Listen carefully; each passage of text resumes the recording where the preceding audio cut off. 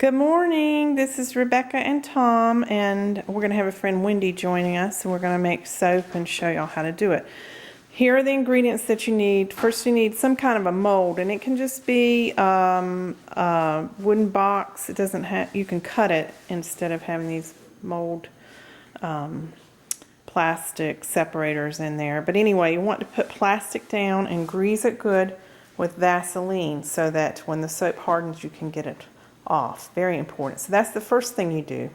We're going to use palm oil and try to make a simple soap today with just palm oil. Now there is a difference between palm oil and palm kernel oil, so you'll have to calculate it differently just depending on which one you have. These are the other ingredients that you need. It's good to have vinegar around because vinegar is the antidote for lye should you splash some lye onto you. You have to be very, very careful with lye.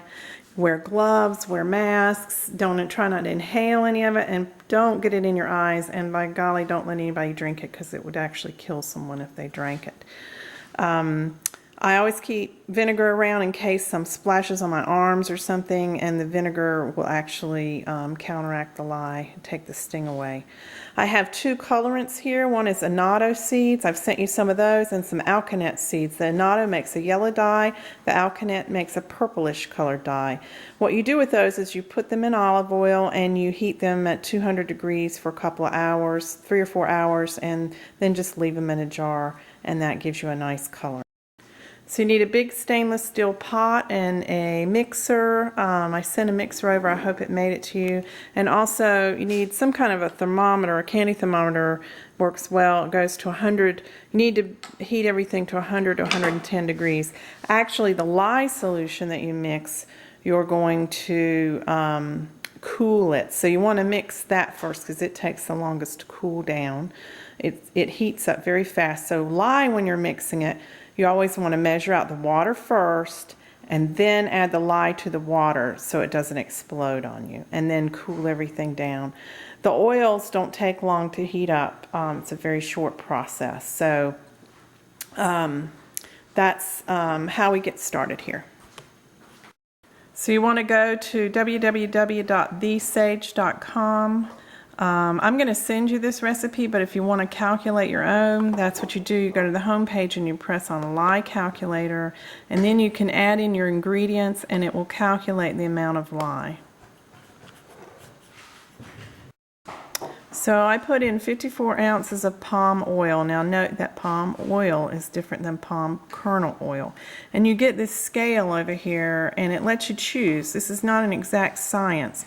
We're going to choose, I always go for the mid-range in the green. So we're going to do 7.2 ounces of lye, and I think we'll do 18 ounces of water. Okay, so that's going to be our recipe. Now, since we've got the water in here, I teared it out again, and it's not exact science. If we go over a little bit, it'll be fine, but we're going to do 7.2 ounces of lye. So now I'm stirring together the lye, and it's going to get really hot. And I'm going to put it in the refrigerator to cool it because it'll take a while to cool. One thing I didn't mention was you always want to use glass or wooden spoons, glass containers. Don't ever use plastic when making soap. Always use glass, stainless steel, or wood. Okay. So we're going to make an orange flavored soap. So I took orange essential oil and I put about maybe a quarter of a cup. You don't really have to measure this out because we're going to put this in at trace, which is an ingredient that's an additive. It's not part of the saponification process. And probably going to put about another quarter cup of the annatto seed yellow coloring in there. And this will be added at trace. So one way to cool down your lye is to put it in a cool water bath. So, I just put the glass container of lye in a bigger container with some water around it and then just stir. And we're trying to get the lye to around 110 degrees, and then we're heating up our oil really slowly, and it's going to be at about 100 to 110 degrees.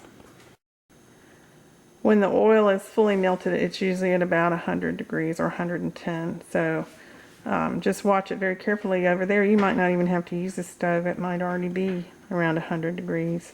And your lye, I misspoke. Your lye can be anywhere from 125 to 110 to 100 degrees. The cooler it is, the faster it's going to trace. And we're going to show you what trace looks like. That's what you want before you pour it. Okay, submerge your blender really good, and then we're going to slowly pour in the lye.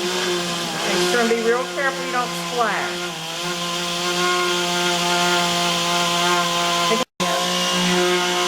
Okay, so you can get a good shot of that one.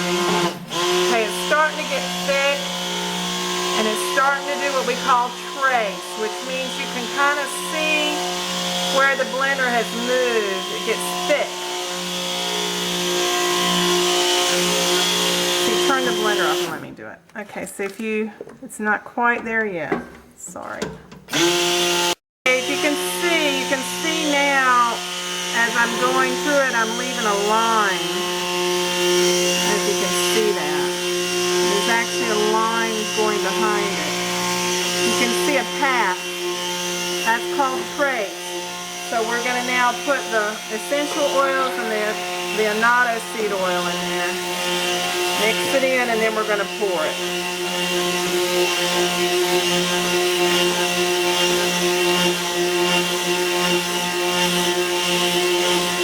Alright. And you can see, when you put your spoon in there, you can see a blob left behind. So that's the consistency we want. So we poured the soap into the mold and then put the mold dividers in, and then we're going to cover the soap up. Now it takes 2 to 3 weeks, sometimes longer, for the saponification process to occur. You want to be really careful with this because it's very caustic until it turns into soap. So this is the used bucket. I've just put some water in it to rinse it out. You want to use gloves and be real careful and cautious because this still is very caustic and can hurt you. And again, the antidote would be vinegar if you were to splash it on you or something. So this one we put poured half of it and then put colorant in the remaining half and then poured it on top and swirled it together, kind of like you do a cake batter of 2 different colors.